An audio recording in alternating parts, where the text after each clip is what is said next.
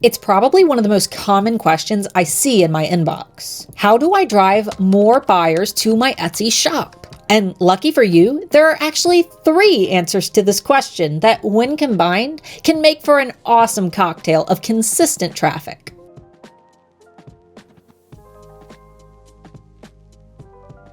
For those who are new here, my name is Starla, founder of the Handmade Alpha Academy for Etsy sellers and manager at erank.com, Etsy's most popular SEO tool. And if you've been selling on Etsy for a while, you've probably watched a ton of videos that promise huge traffic explosions with just this one simple hack. Which sounds good and well, but as my dear old granny used to say, if it sounds too good to be true, it usually is. When it comes to success on Etsy, there are no top secret hacks that will send you unlimited flows of traffic and sales, which is probably a good thing. I mean, if a hack like this existed, it'd be just as easy for your competitors to find it as well. So if you're looking for a secret hack, this video probably isn't for you.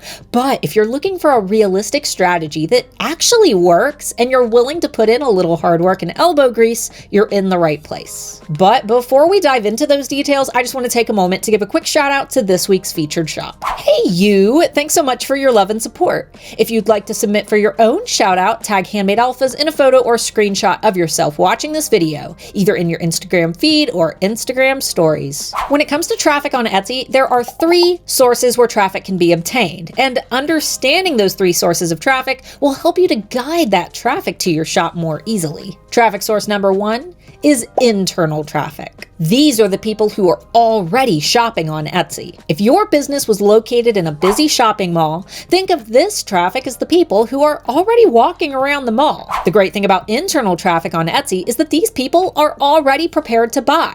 You don't go to the mall without a plan to shop, right? So this form of traffic can be the easiest to convert into sales, but it does take a bit of work. First, you need to have good SEO, or search engine optimization. Without good SEO, you'll have no traffic, no matter how great your items are. And since this is a bit of a large topic to cover in this video, I'll go ahead and link my step-by-step Etsy SEO toolbox up here and down below. It's totally free and includes everything that you need in order to optimize your listings for search, so be sure to grab that after you finish this video. Second, in order to attract internal traffic, you need to have a shop that is attractive. For example, if your store was located in a busy shopping mall, but your storefront looked like this, it wouldn't matter how great your products are. No one would want to go inside, nor would they really trust buying from you, especially when there are thousands of other options to shop from on Etsy. So in order to build trust and attract buyers, you want to make sure that you have clean, clear, and established branding. This includes your shop banner, your logo and branding, your profile photo, and clear listing photos. I have sellers tell me all the time that their customers don't care about branding, but this isn't true. While they may say that they don't care about the logos, fonts, and colors that you use to brand your shop, brand classification through visual cues is one of our fastest and most deeply rooted psychological triggers. For more help with branding, be sure to check out the 22 Immutable Laws of Branding by Al and Laura Rice. Now that we've covered internal traffic, let's move on to external traffic. This is the traffic that you drive to your shop from other platforms, such as social media or an email list. The downside of external traffic is that you have to work a little harder to get it, because while people on Etsy are already in a buying mood, typically people hanging out on social media are not. Through your marketing, you have to take someone who isn't in a buying mood and put them in that buying mood by creating quality content. And this doesn't mean spamming your Etsy links all over the place.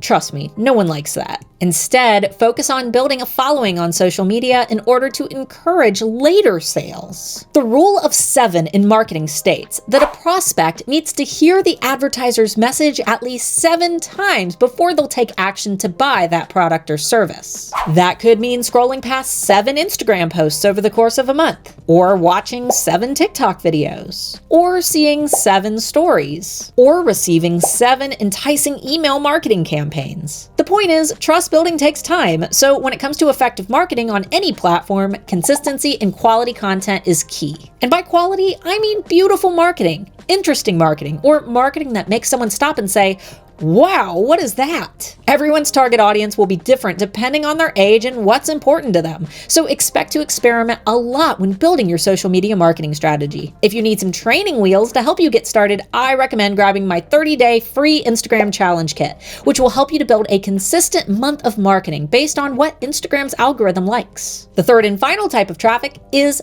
paid traffic. And let me start by saying that paid marketing is totally optional. Unless you've made over $10,000 in a year on Etsy and are stuck with their offsite ads program, you absolutely don't have to pay for ads. But if you are interested in paying for ads or you're curious about it, here are a few quick tips to get you started. First, and the most important thing to keep in mind, it doesn't matter how much money you spend on ads. If you have bad photos and bad SEO, no one will click your ad. As I always say, you can show a poo listing to 1 million people, but if the listing is poo, it doesn't matter how many people see it. No one is going to buy it. So before you spend money, make sure your listings are ready to be advertised. Second, don't go in the negative. If your ads are eating into your profits, you've defeated the purpose of running ads in the first place. Keep an eye on your ad spend, and if you see yourself going into the red, don't be afraid to pause them. And third, focus on your best sellers. Everyone always asks me why I recommend putting ads behind listings that are already doing well rather than the items that aren't selling. But think of it like this. If you're at a horse race and you're trying to decide which horse to bet money on, would you bet on the horse that has never won a race? Or would you bet on the horse that has already had a history of winning races? Always bet on your winning racehorses. If a listing is already selling well, you know for sure that there's already interest in this item and that it's known to make you money. By putting a bit of ad revenue behind it, you increase the chances of making a return on your investment. Not to mention, advertising your bestsellers is an amazing way to drive more traffic to other listings in your shop. When you find something cool on Etsy, do you stick that item right in your cart and continue shopping? In most cases, no. You go to the shop to see if they have anything else that you may want to buy. So think of your ads as a traffic driver to your shop as a whole. Now that you understand the 3 forms of traffic on Etsy, it's your job to conquer them one by one. Start with internal traffic by improving your SEO and branding. Then move on to external traffic. It's free and a great way to build repeat buyers and brand loyalty. Then, as you start to notice bestsellers emerge in your shop, expand out by investing a bit of your earnings into Etsy ads for those bestsellers. With these 3 forms of traffic, you can build a more solid and profitable safety net for your brand, especially during seasons when internal traffic is slow on Etsy, like in the upcoming spring and summer. Overall, success on Etsy means balancing internal traffic alongside the traffic that you generate through external avenues. And with a little science, a lot of data, and some help from a trusted Etsy expert, you'll be well on your way to Etsy success. Cue the funky lo-fi beat.